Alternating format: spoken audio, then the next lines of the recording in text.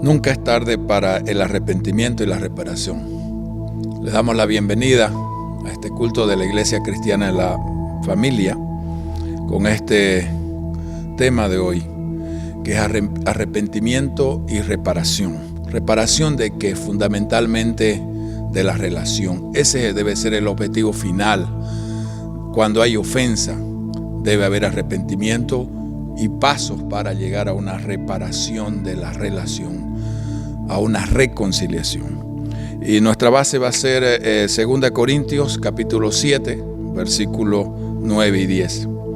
Y dice así la palabra del Señor: ahora me gozo, no porque hayáis sido contristados, sino porque fuisteis contristados para arrepentimiento.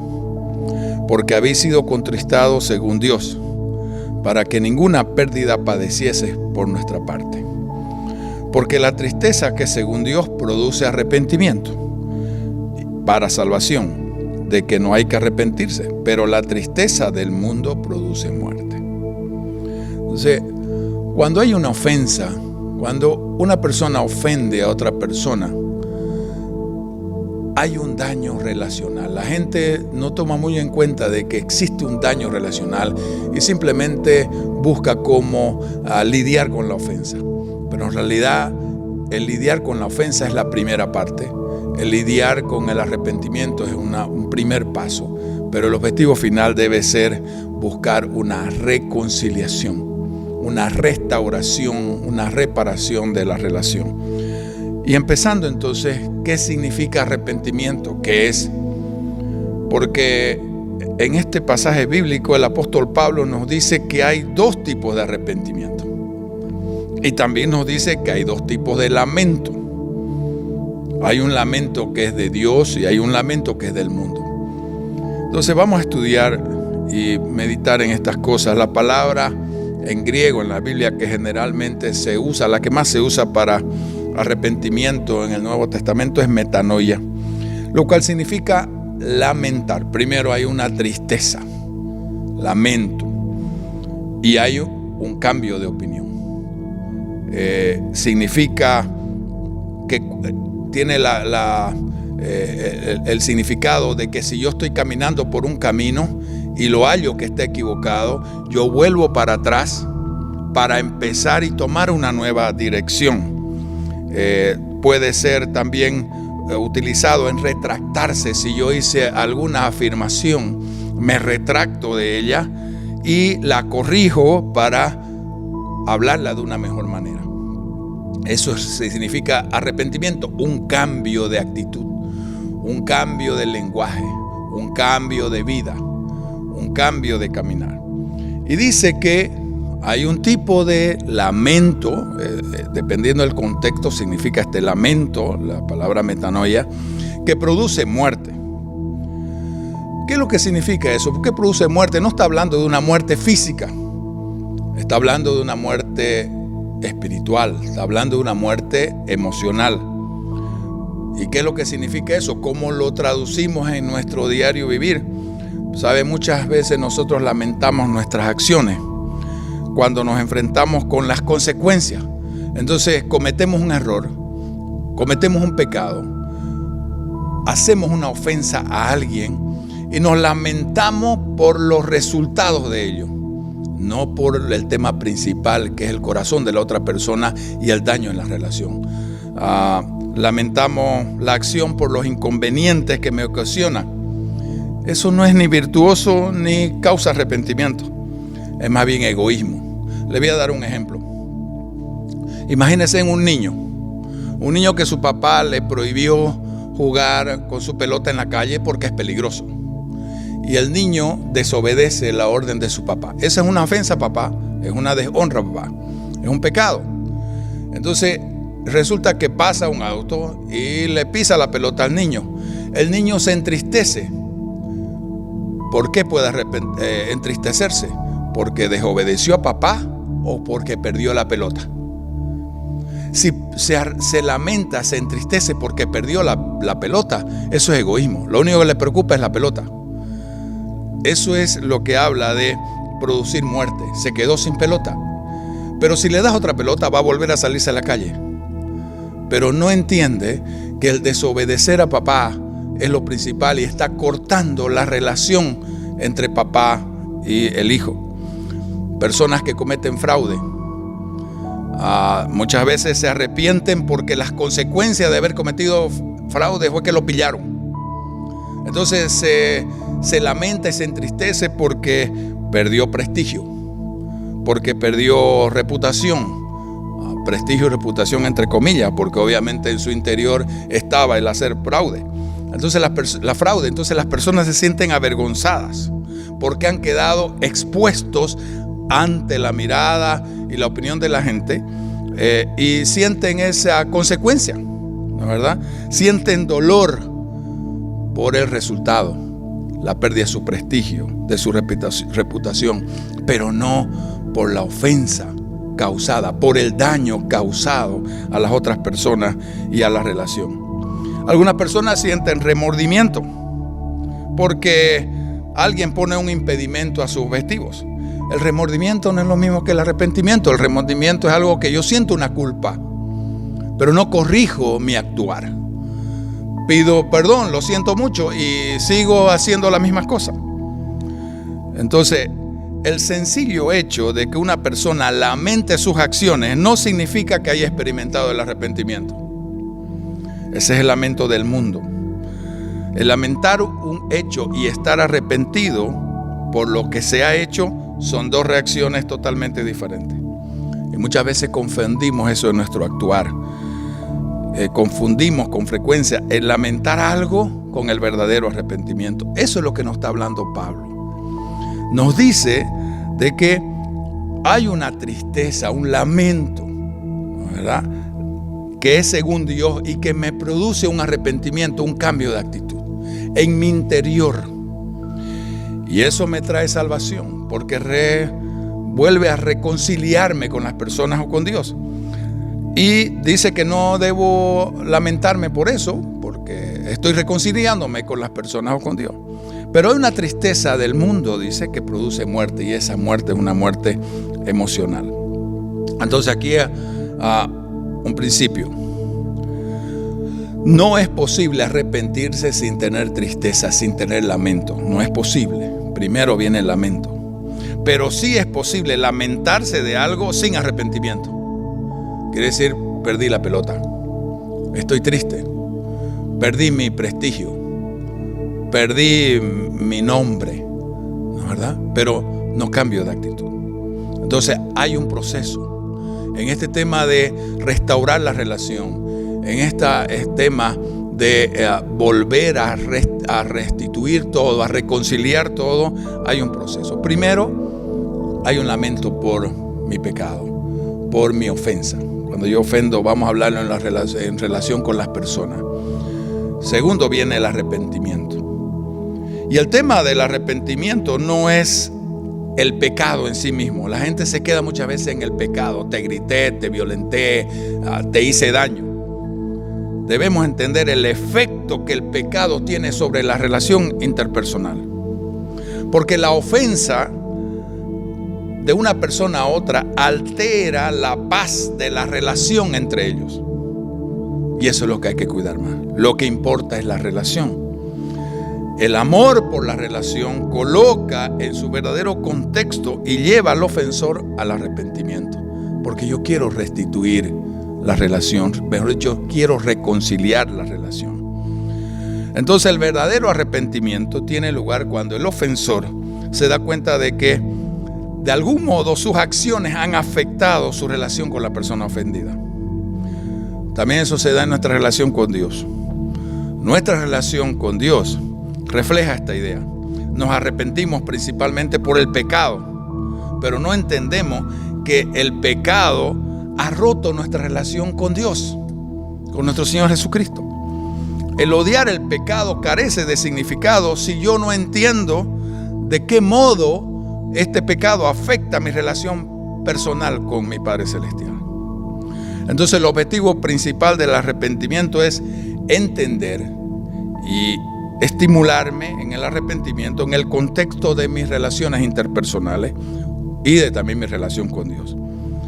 Las personas que lamentan solo sus acciones pero no entienden ese vínculo indisoluble que existe entre la acción y las relaciones, debilitan una coherencia relacional. Entonces, ¿cómo actúa la ofensa, el pecado? Es un ciclo. Viene el pecado, la ofensa. De ahí viene una separación porque se corta la relación. De ahí hay una tristeza, hay un lamento. Viene el arrepentimiento, el perdón de la persona ofendida y la restauración. Cuando ves la Biblia, te invito a que leas Jueces. Cada juez tiene una historia que comienza así.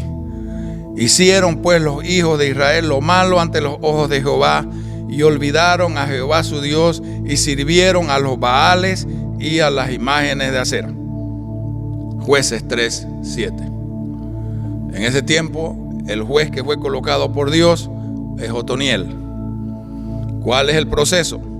Entonces clamaron los hijos de Israel a Jehová, y Jehová levantó un libertador a los hijos de Israel y los libró. Esto es a Otoniel, hijo de Cenaz, hermano menor de Caleb. Jueces 3:9. Vos comenzás a ver todo el libro de Jueces. El pueblo pecando, el pueblo yendo en contra de Dios, haciendo lo malo delante de Dios. Y de ahí ves las consecuencias de la separación del pueblo con Dios. Y ahí el clamor escuchado por Dios, clamando los hijos de Dios a Jehová. Y viene obviamente siempre la misericordia de Dios, ellos regresando a Dios y Dios recibiéndolos de nuevo. En cada uno, Jueces, te los nombro algunos para que lo leas. Después de Otoniel viene Ahot, después viene Débora y Barak, Jefté, viene Gedeón, viene Sansón, y así es una secuencia de idas y venidas del pueblo. El pueblo y los hijos de Israel volvieron a hacer lo malo ante los ojos de Jehová, y Jehová los entregó en manos de los filisteos por 40 años. Pero ahí viene un clamor, viene una tristeza primero y después el clamor, viene un lamento y después el clamor. Y la respuesta de Dios es siempre la misma. Escucha el clamor de ellos, libra a su pueblo y restaura la relación consigo. Ese ejemplo de Dios ofendido no se queda ofendido, porque Dios perdona. Ese es un ejemplo de la relación entre dos personas: el arrepentimiento, el perdón y la restauración. Ahora, hay 4 pasos que debemos entender perfectamente. ¿A quién corresponde el arrepentimiento?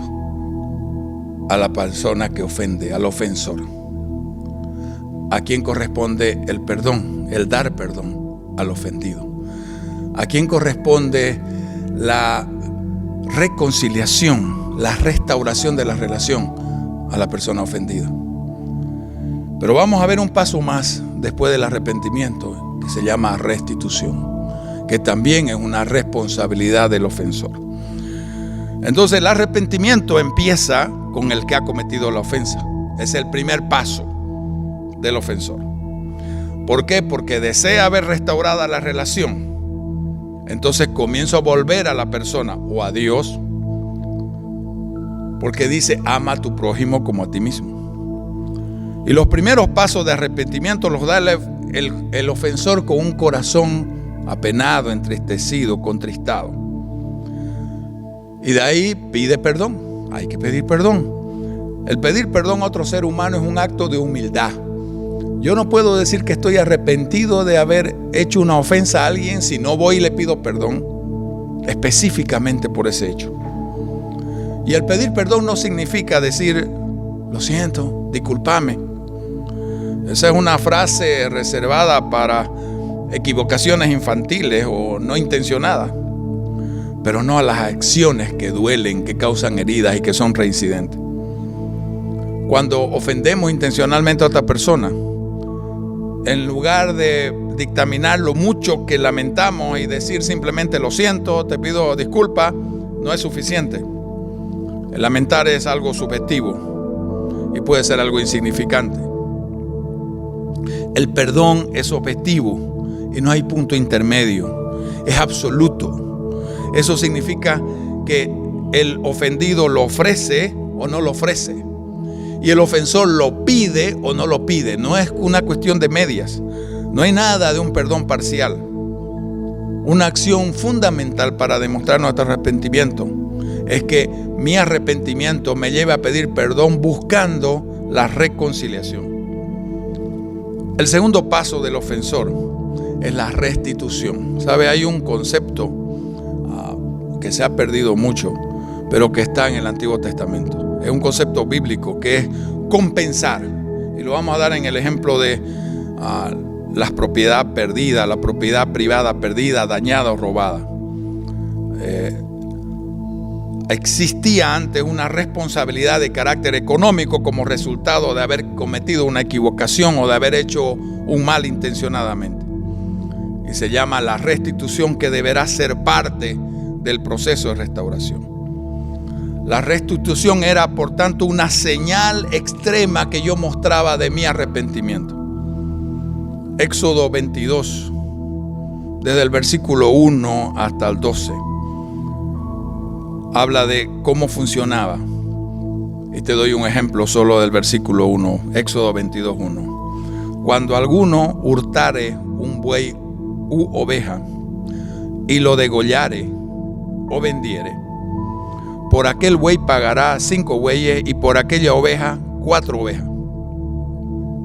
Había un robo de la propiedad, había un daño, había un quitar la pertenencia de otro, y además degollarla o venderla, quiere decir que desaparecía el objeto.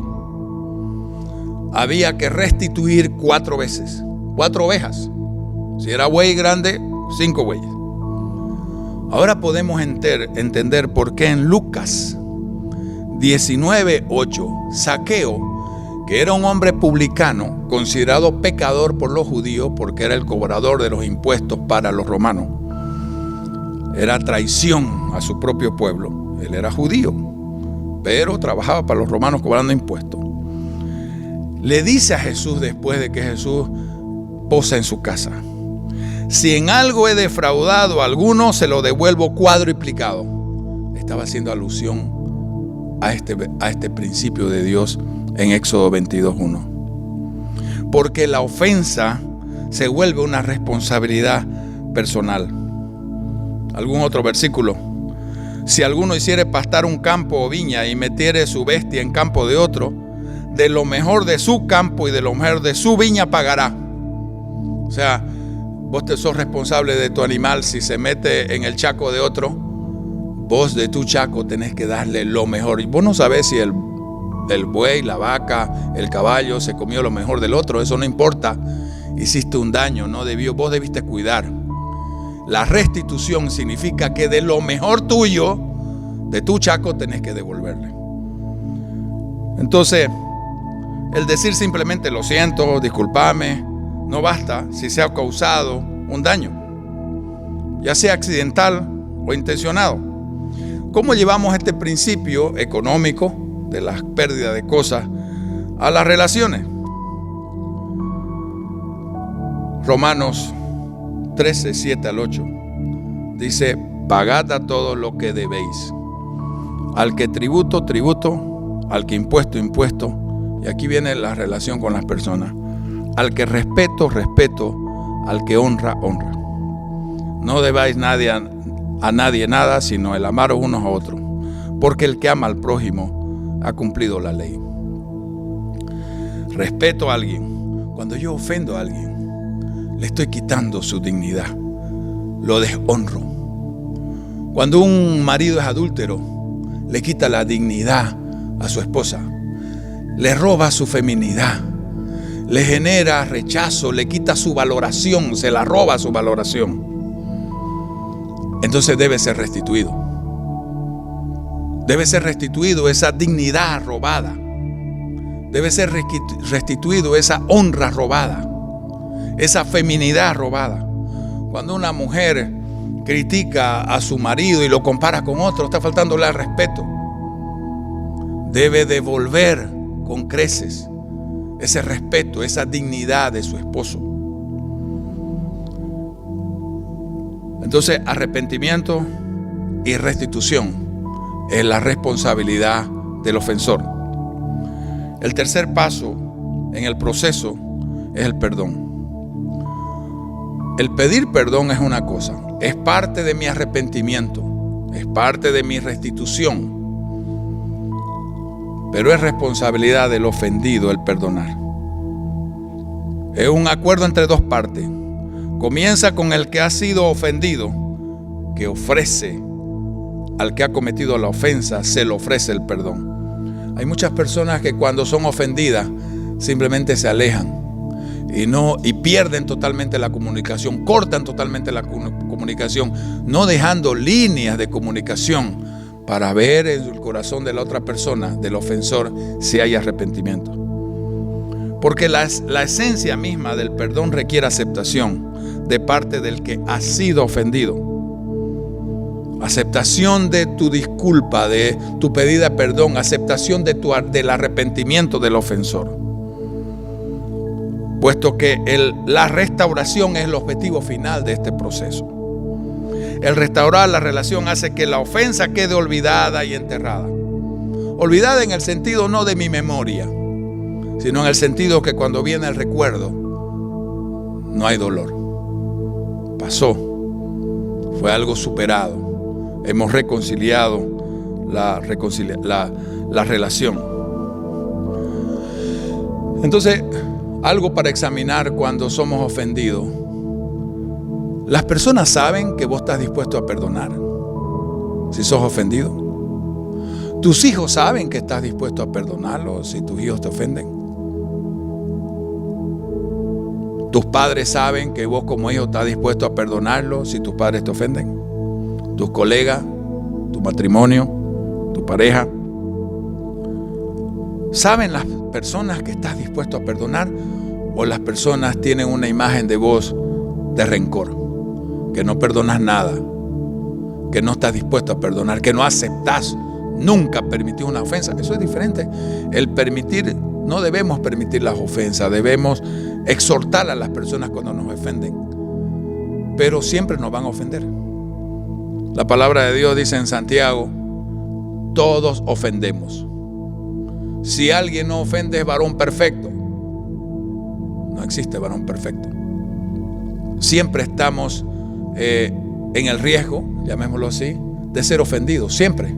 Quien cree que nunca va a ser ofendido no vive en esta tierra, porque estamos rodeados de personas imperfectas, y entre medio de esas personas imperfectas estás vos, estoy yo. Todos somos imperfectos. Así como te ofenden, vos también ofendés. Así como me ofenden a mí, yo también ofendo. Entonces siempre estamos en ese riesgo de ofender o de ser ofendido. Y esa es una realidad de las relaciones. Quien cree que nunca va a ofender, se cree varón perfecto. Eso es una mentira. No existe nadie perfecto. Y quien cree que nunca va a ser ofendido o nunca espera ser ofendido, no vive en esta tierra. Vive solo. Entonces, el pedir perdón no significa simplemente decir lo siento. Es una frase reservada para esas niñerías. El perdón es objetivo, es absoluto. ¿Sabe? Hay personas que cuando alguien les pide perdón, las personas buscan la venganza. En ninguna parte de la Biblia dice que mi ofendido debe pagar lo que hizo. ¿Sabe por qué? Porque Cristo ya pagó por esa persona. Cristo ya pagó por el pecado tuyo, por el pecado de la persona que te ofendió o que te ofende. Ya lo pagó. Ninguno de nosotros tenemos que pagar. Ninguno de nosotros tenemos que sufrir hasta vernos sangrar porque ofendí a alguien. No. Eso lo interpretaban antes. Y la gente se chicoteaba con alambre de púa o con látigos prendidos de metal o de huesos afilados para castigar su carne. Pero eso no es lo que dice la Biblia. Cristo llevó el pecado de cada uno de nosotros. Cristo sufrió fue herido y magullado por nosotros. Entonces Cristo ya pagó por tu pecado, por la ofensa que has hecho. Cristo ya pagó por la ofensa que te hicieron. Entonces el buscar venganza no es estar en una relación con Dios. La restauración es el cuarto paso de la relación. Sin una reconciliación de la relación no hay reparación. 2 Corintios 5, 17 y 19. De modo que si alguno está en Cristo, escuche bien las palabras. Si alguno está en Cristo, nueva criatura es. Las cosas viejas pasaron, he aquí todas son hechas nuevas. Y esto proviene de Dios, quien nos reconcilió consigo mismo por Cristo. Está hablando de reconciliación.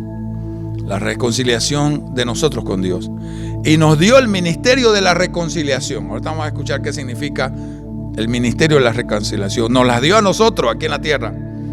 Que Dios estaba en Cristo reconciliando consigo al mundo, no tomándoles en cuenta a los hombres sus pecados. Y nos encargó a nosotros la palabra de la reconciliación. Ministerio en el griego es diaconía. Y reconciliación en el griego es catalaje. Diaconía significa un trabajo, un servicio.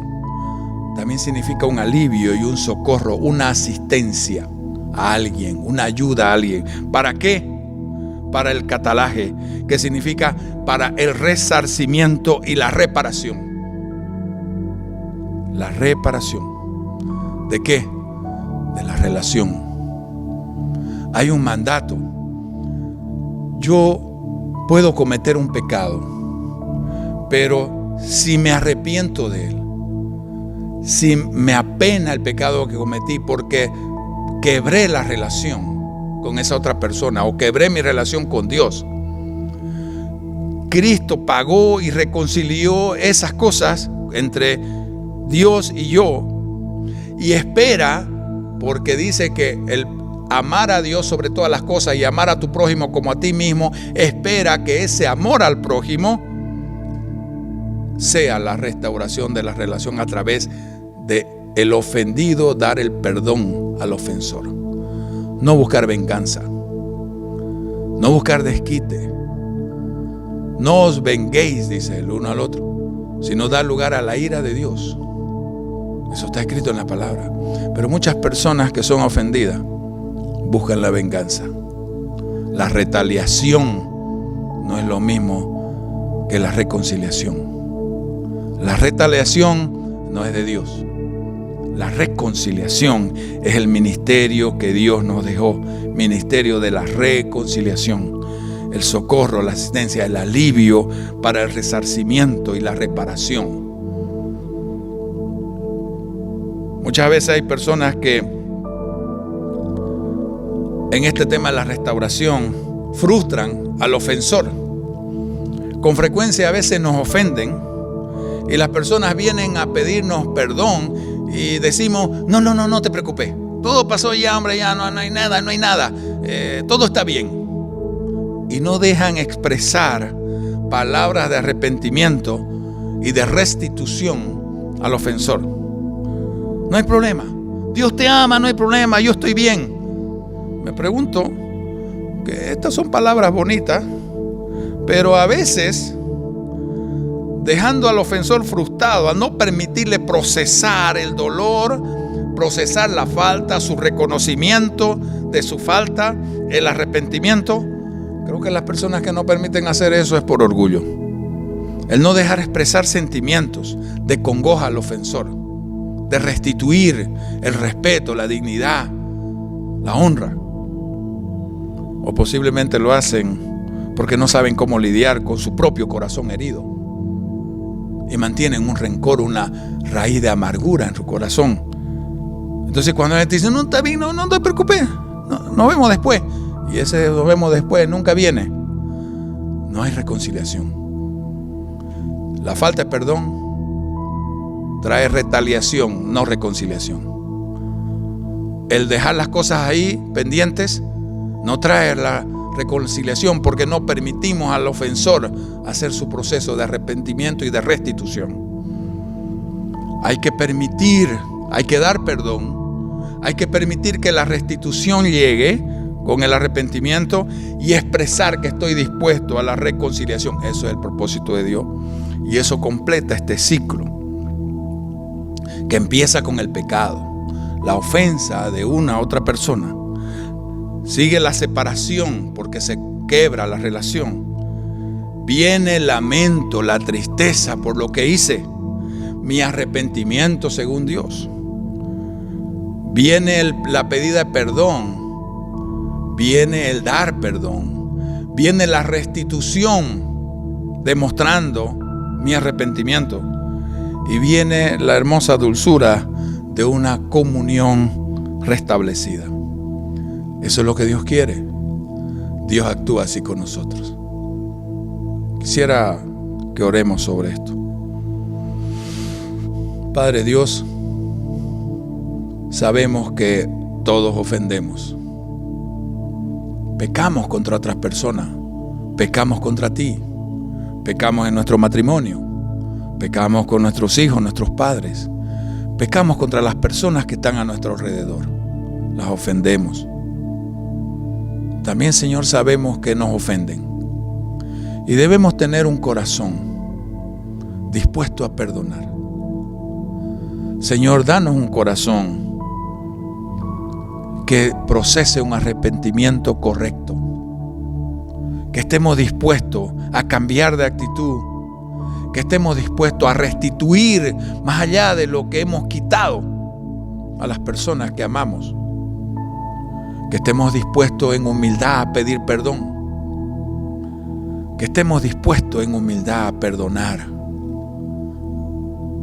Que estemos dispuestos a reconciliar por amor a ti, Señor, y por amor a nuestro prójimo, que es como demostramos el amor a ti, Señor. Porque tu palabra dice que ¿cómo puedo amar a Dios a quien no veo si no puedo amar a mi prójimo a quien veo? Danos un corazón humilde, arrepentido, perdonador, en el nombre de nuestro Señor Jesucristo. Amén.